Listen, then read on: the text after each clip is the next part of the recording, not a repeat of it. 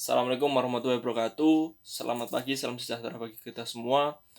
Saya Arif Budiman dari jurusan Ekonomi Pembangunan. Sebelumnya yang saya hormati Prof. Suci selaku dosen pembimbing mata kuliah seminar Ekonomi Pertanian, dan yang saya cintai teman-teman konsentrasi Ekonomi Pertanian.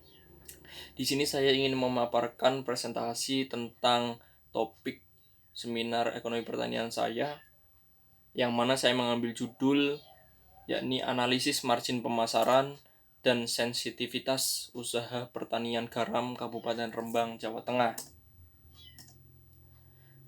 Pada presentasi kali ini saya ingin memaparkan fokus terhadap bab yang pertama, yang mana ada latar belakang, kemudian rumusan masalah, dan yang terakhir ada tujuan penelitian.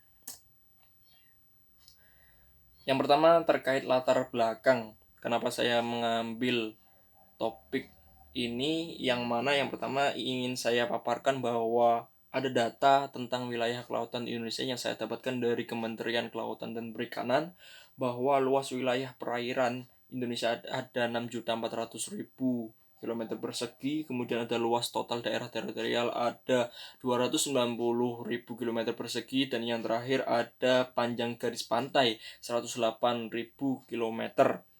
Dari data yang disajikan di presentasi kali ini sudah kita ketahui bahwa Indonesia ini merupakan negara maritim yang sangat luas daerah perairannya, yang sangat panjang sekali garis pantainya yang memujur dari Sabang sampai Merauke tentunya, yang mana dari wilayah ataupun luas wilayah kelautan Indonesia ini tentunya ada sumber daya potensi-potensi yang dapat dikembangkan guna untuk meningkatkan dan mendorong perekonomian Indonesia dari sektor kelautan. Yang mana salah satu sektor ataupun potensi yang dapat dikembangkan yakni pertanian. Pertanian yang ada di daerah ataupun wilayah perairan Indonesia yakni pertanian garam.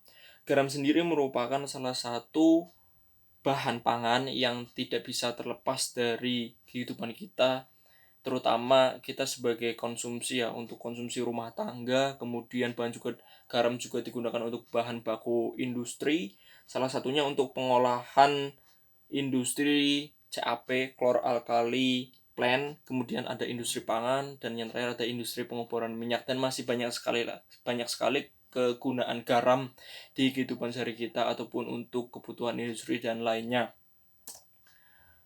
Kemudian saya sajikan juga terkait jumlah kebutuhan garam per tahun berdasarkan jenisnya yang sudah digolongkan, antara lain ada rumah tangga, kemudian industri aneka pangan, industri pengasinan ikan, industri CAP, non-CAP.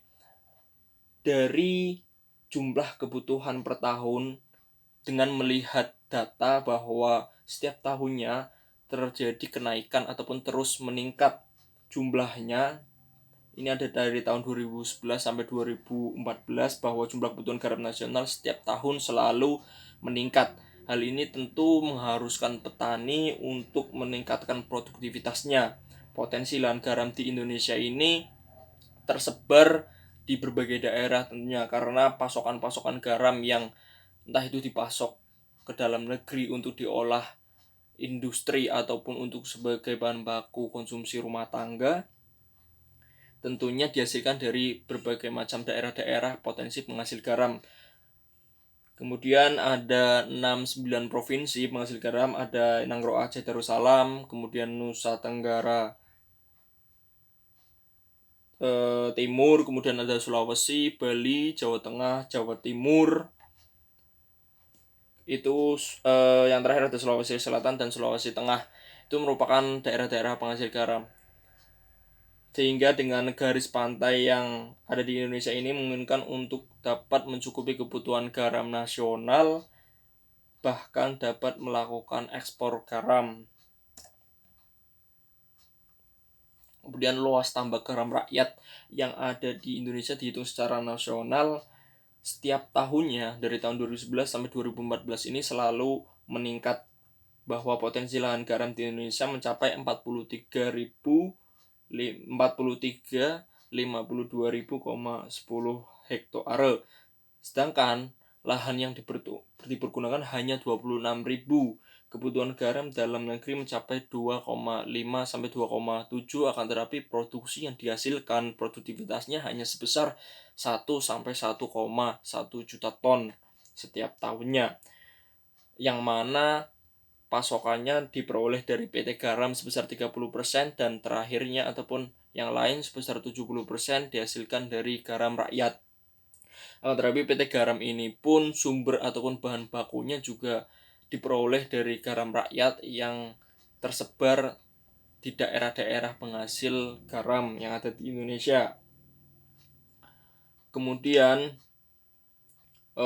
dengan adanya kekurangan ataupun ketimpangan antara produktivitas dengan kebutuhan serta pemanfaatan lahan pertanian garam yang ada di Indonesia yang tidak sebanding, hal tersebut akan berdampak terhadap impor garam yang pada awal tahun ini sudah mulai digencarkan lagi impornya, karena untuk menutupi kebutuhan ataupun mencukupi kebutuhan seperti halnya bahan baku pada industri. Kemudian biasanya Indonesia mengimpor garam ini dari Australia, kemudian ada Cina dan India. Akan tetapi pada awal 2020 ini Indonesia hanya mengimpor dari Australia saja. Ini memang lebih efektif karena kita mengimpor hanya dari satu negara saja, sehingga harga yang ditawarkan itu stabil nantinya. Kemudian pada lampiran ataupun pemaparan presentasi kali ini saya juga memaparkan terkait perbandingan antara kebutuhan, produksi, dan juga impor yang dilakukan oleh pemerintah Indonesia dari tahun 2011 sampai 2014 menurut Kementerian Kelautan dan Perikanan. Data impor garam Indonesia ini selalu berada lebih tinggi dibandingkan produktivitasnya. Hal ini tentu sangat memprihatinkan sekali, yang mana Indonesia sebagai negara maritim akan tetapi tidak dapat mencukupi kebutuhan garam dalam negeri ataupun kebutuhan garam nasional, sehingga kita melakukan impor. Dan impornya ini pun setiap tahunnya selalu mengalami peningkatan. Jadi selalu berada lebih tinggi dibandingkan dengan produktivitasnya.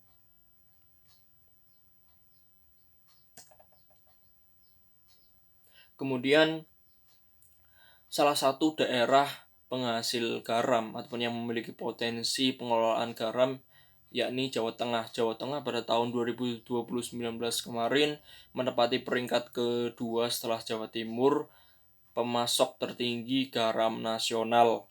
Salah satu sentra produksi garam yang ada di Jawa Tengah yakni berada di Kabupaten Rembang, yang mana di Kabupaten Rembang ini memiliki luas garis pantai membujur kurang lebih 62 km. Kemudian potensi garam yang dihasilkan setiap tahunnya mencapai 235.000 ton. Kemudian ada jumlah pekerja yang bekerja di sana ada 4.739, baik yang berasal dari daerah Rembang itu sendiri maupun daerah yang lainnya. Kemudian ada jumlah pemilik sejumlah 781, dan yang terakhir ada luas tambak garam sejumlah 1.465 hektare. Salah satu provinsi yang menyumbang garam di Indonesia, di Jawa Tengah dan khususnya di daerah Rembang. Kemudian produksi garam di daerah Rembang ini tersebar di 6 kecamatan. Salah satunya yang terkenal ada di Kaliori dan juga Dasun Lasem. Kemudian seiring potensi yang ada di Jawa Tengah ini ataupun yang ada di Rembang, garam selalu diproduksi setiap tahunnya guna menunjang pasokan kebutuhan ataupun permintaan garam nasional. Akan tetapi dengan jumlah produksi yang tinggi tidak sebanding dengan harga yang dipatok pada garam tersebut. Sebagaimana saya lampirkan di presentasi kali ini bahwa antara 2020 dan 2019 sangat mengalami ketimpangan yang drastis sekali antara harga garam di tahun 2019 yang kisarannya dari 1.000 sampai 1.500, tapi pada tahun 2020 turun drastis menjadi 200 sampai 300 rupiah per kilogramnya. Dengan penurunan ini tentunya menjadi persoalan yang sangat merugikan bagi petani garam, yang mana posisinya ini sebagai produsen utama. Memang kebutuhan garam nasional ini sangat besar, karenanya pemerintah mengimpor garam untuk menutupi kekurangannya. Petani garam rakyat tentunya diharapkan dapat meningkatkan tingkat produktivitasnya. Dari ketimpangan harga ini tentunya akan menciptakan akan menjadikan kesejahteraan rakyat ini kurang baik tentunya, khususnya yang ada di Kabupaten Rembang. Kemudian dari impor garam yang dilakukan oleh pemerintah Indonesia, tentunya petani garam ini diharapkan mampu untuk memproduksi lebih tinggi ataupun memaksimalkan produktivitasnya usaha pertanian garam. Akan tetapi dalam kenyataannya petani garam yang ada di Indonesia ataupun khususnya di Kabupaten Rembang ini mengalami berbagai macam kendala-kendala dalam proses produksi maupun yang lainnya. Di antaranya kendala-kendala petani garam ini salah satunya lemahnya kelembagaan pertanian garam, kemudian terbatasnya infrastruktur dan fasilitas produksi, karena garam ini ataupun pertanian garam ini dianggap pertanian yang potensinya ini hanya dari air laut ataupun sumber bahan bakunya ini dari air laut, tinggal menyediakan lahan dan juga mengandalkan panas matahari untuk proses pengkristalan. Padahal petani garam juga membutuhkan bahan baku yang lain, kemudian membutuhkan peralatan-peralatan dan juga infrastruktur. Kemudian kecilnya permodalan yang dimiliki oleh petani garam ini seringkali menjadi persoalan yang sistemik ya, yang sangat melekat pada petani garam Indonesia. Kemudian regulasi yang kurang berpihak pada petani garam. Contohnya impor yang terjadi pada tahun 2020 ini, pada awal Januari ini pemerintah sudah mencanangkan impor garam dari Australia untuk menutupi ataupun mencukupi kebutuhan garam, khususnya bahan baku garam industri. Kemudian sistem tata niaga yang kurang menguntungkan petani garam. Dan ini berkaitannya juga dengan lembaga pemasarannya. Kemudian mutu atau kualitas garam yang kurang sesuai dengan kualitas permintaan. Berdasarkan laporan Ketua Koperasi Garam ataupun Koperasi Usaha Pertanian Garam yang ada di Kabupaten Rembang, mengatakan bahwa sebetulnya mutu ataupun kualitas garam Rembang ataupun garam nasional dengan garam impor memang jauh. Garam impor ini dinilai lebih halus dan lebih putih terkait mutu ataupun kualitas dari segi tampilan dan juga tekstur. Akan tetapi pada segi rasa ataupun kualitas rasa, sebetulnya garam nasional ini pun tidak kalah jauh dari garam internasional. Maka dari itu harus dibutuhkan penanganan ataupun pengelolaan yang baik tentunya agar potensi garam nasional ini dapat bersaing dengan garam impor. Kemudian yang terakhir ada ketidakpastian musim atau cuaca. Ini memang di luar dari kemampuan manusia ya, ataupun di luar dari prediksi manusia terkait cuaca ataupun musim. Tetapi dengan perkembangan teknologi dan juga pemanfaatan ataupun sistem pengelolaan yang baik, tentunya garam ini dapat diproduksi dengan baik dan meningkatkan produktivitasnya untuk mencukupi kebutuhan garam nasional. Kemudian ada aktivitas usaha pertanian garam ini tidak terlepas yang namanya lembaga ataupun peranan lembaga pemasaran yang memperoleh keuntungan berdasarkan aktivitas pemasaran dan risiko yang ditanggung.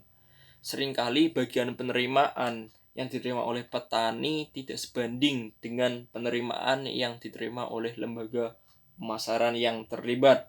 yang mana lembaga pemasaran memperoleh keuntungan jauh lebih tinggi, lebih besar dibandingkan petani sebagai produsen utamanya. Maka dari itu, dengan melihat kendala yang sebagaimana telah disebutkan di atas tadi, maka perlu adanya penelitian tentang margin, analisis margin pemasaran, dan sensitivitas usaha pertanian garam khususnya di Kabupaten Rembang, Jawa Tengah. Analisis margin pemasaran ini dikhususkan untuk mengetahui sebagai sejauh mana ketimpangan antara penerimaan petani garam sebagai produsen dan juga lembaga pemasarannya, karena ini seringkali menjadi persoalan. Kemudian kita juga akan mengetahui terkait penerimaan petani garam dan juga lembaga pemasaran itu seperti apa, dan nanti terkait kebijakan yang harus dilakukan agar penerimaan itu dapat sebanding. Dan juga margin pemasaran ini kita juga bisa tahu terkait saluran ataupun bentuk saluran pemasarannya, mulai dari produsen sampai nanti konsumen, atau seperti halnya konsumsi rumah tangga. Kemudian dari sensitivitasnya kita akan berfokus pada sensitivitas biaya, kemudian sensitivitas produktivitas, kemudian ada penerimaan seperti halnya upah kerja, sehingga kita tahu variabel-variabel mana yang sensitif terhadap produktivitas garam ini ataupun terhadap usaha pertanian garam, sehingga ketika nanti ada variabel-variabel yang sensitif bisa menjadi acuan untuk pemerintah dalam menangani atau dalam memberikan insentif agar pertanian garam ini stabil terkait produktivitas ataupun terkait harganya, sehingga potensi garam ini dapat luas lagi dan dapat menjadi potensi ataupun unggulan bagi Indonesia agar impor ini dapat ditekan, bahkan kita bisa melakukan ekspor dengan potensi garam yang ada. Kemudian ada rumusan masalah. Yang pertama, bagaimana bentuk saluran pemasaran garam rakyat yang ada di Kabupaten Rembang. Jadi kita tahu terkait bentuk pemasarannya seperti apa, kemudian berapa besar tingkat pendapatan petani garam yang ada di Kabupaten Rembang, dan juga pendapatan lembaga pemasaran. Kemudian berapa besar margin penerimaan petani garam dan juga ataupun margin penerimaan petani garam dengan penerimaan lembaga pemasarannya. Kemudian apa saja kendala yang dialami oleh pertanian garam di Kabupaten Rembang, baik yang dirasakan oleh petani maupun yang dirasakan oleh lembaga pemasarannya. Kemudian bagaimana analisis sensitivitas usaha tani garam terhadap perubahan produktivitas, harga, upah tenaga kerja, dan nilai tukar rupiah terhadap keunggulan komparatif komoditas garam itu sendiri. Kemudian yang terakhir ada bagaimana tingkat estimasi efisiensi pemasaran garam yang ada di Kabupaten Rembang, Jawa Tengah. Selain rumusan masalah, yang terakhir terkait tujuan penelitian. Tujuan penelitian analisis margin pemasaran dan sensitivitas usaha pertanian garam Kabupaten Rembang, Jawa Tengah ini, yang pertama menjelaskan bentuk saluran pemasaran di Kabupaten Rembang. Kemudian tujuan yang kedua adalah untuk mendapat melihat berapa besar pendapatan petani garam dan lembaga pemasarannya. Kemudian yang ketiga untuk mengetahui berapa besar margin petani garam dengan lembaga pemasaran. Yang keempat ada agar dapat mengerti kendala yang ada ataupun yang dirasakan oleh petani garam Rembang. Yang kelima ada agar dapat menjelaskan hasil analisis sensitivitas yang nantinya digunakan rujukan untuk pemerintah dalam memberikan insentif. Kemudian yang terakhir ada agar dapat mengetahui efisiensi pemasaran garam yang ada di Kabupaten Rembang. Demikian presentasi yang dapat saya sampaikan. Itu mengapa saya memilih topik margin pemasaran garam dan sensitivitas usaha pertanian garam. Sebagaimana sudah saya jelaskan di awal mengenai latar belakang, kemudian rumusan masalah dan tujuan penelitian, semoga dapat bermanfaat. Mohon maaf apabila ada kekurangan dan kesalahan dalam menyampaikan dan memaparkan presentasi yang saya buat. Mohon maaf.